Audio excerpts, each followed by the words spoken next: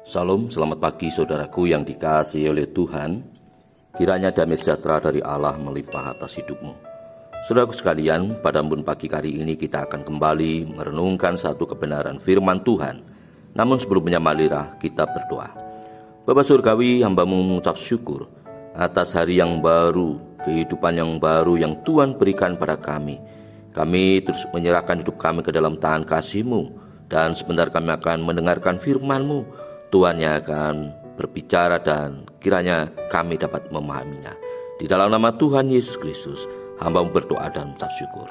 Amin. Saudaraku sekalian yang dikasihi oleh Tuhan, pada kebenaran firman Tuhan pada saat ini, kita akan merenungkan dari 2 Tawarikh 33, ayat 12 dan 13. Demikianlah firman Tuhan katakan, dalam keadaan yang terdesak ini, ia berusaha melunakkan hati Tuhan Allahnya. Ia sangat merendahkan diri di hadapan Allah nenek moyangnya dan berdoa kepadanya. Maka Tuhan mengabulkan doanya dan mendengarkan permohonannya. Ia membawanya kembali ke Yerusalem dan memulihkan kedudukannya sebagai raja. Dan Manasye mengakui bahwa Tuhan itu Allah. Saudaraku yang dikasihi oleh Tuhan, Manasye merupakan seorang raja Yehuda. Dia menjadi raja sekitar ketika masih berusia 12 tahun dan ia memerintah selama 55 tahun. Saudaraku yang dikasihi oleh Tuhan, Manasye merupakan raja yang melakukan sesuatu yang menyakitkan hati Tuhan, karena dia telah membawa penyesatan atas orang-orang Yehuda. Di dalam ayat yang ke-9, di mana di situ dikatakan, tetapi Manasye menyesatkan Yehuda dan penduduk Yerusalem, sehingga mereka melakukan yang jahat lebih daripada bangsa-bangsa yang telah dipunahkan Tuhan dari depan orang Israel. Saudaraku, inilah hal yang sangat menyakitkan hati Tuhan, di mana Manasye melakukan sesuatu yang jahat, membawa orang-orang Yehuda untuk menjauh dari Allah. Bahkan Manasye telah memerintahkan Yesaya untuk digergaji menjadi 2 karena Yesaya telah memperingatkan dia.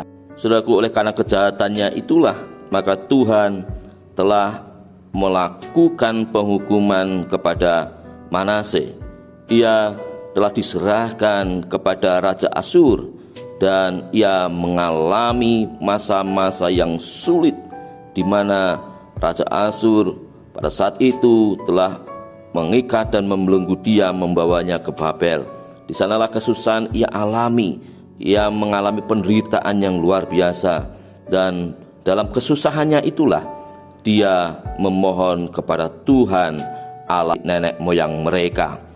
Dia sangat merendahkan diri di hadapan Allah nenek moyangnya, dan dia berdoa kepadanya, dan dia mohon kepada Allah supaya Allah mendengarkan doanya dan membawanya kembali ke Yerusalem. Saudaraku yang dikasihi Tuhan, Allah kita adalah Allah yang adil dan penuh kasih sayang. Ketika Manasye melakukan kejahatan di hadapan Allah, maka Allah tidak membiarkan dia, tidak melepaskan dia, dan Allah menghancurkan dia, menghukum dia. Tetapi ketika Manasye mau datang kepada dia dengan segala kerendah hatian, berdoa dan memohon pengampunan Tuhan, maka pada saat itulah Tuhan juga mengampuni Manasye. Saudaraku, di mana kita melihat pada saat itu Tuhan kembali membawa Manasye dan Tuhan memulihkan kedudukan Manasye menjadi raja. Oleh karena Manasye telah melakukan sesuatu yang menyentuh hati Tuhan. Saudaraku yang dikasihi oleh Tuhan, ketika kita melakukan sebuah kesalahan dan kita segera menyadari kesalahan kita bertobat, datang kepada Tuhan, berdoa, merendahkan diri di hadapan Tuhan, maka percayalah, Tuhan Allah kita yang penuh dengan kasih akan mengampuni segala dosa kita, sebagaimana Tuhan mengampuni Manase. Karena Tuhan adalah Tuhan yang penuh dengan kasih sayang. Kiranya renungan pada saat ini memberkati kita sekalian. Amin. Mari kita berdoa.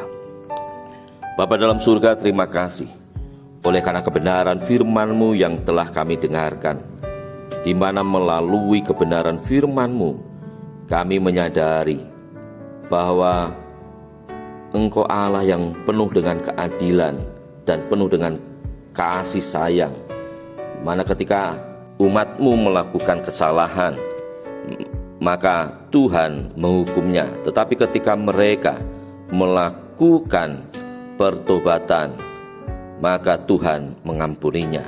Kiranya Tuhan ampuni segala kesalahan dan tindakan kami yang selama ini telah menyakitkan hati Tuhan, mendukakan Tuhan.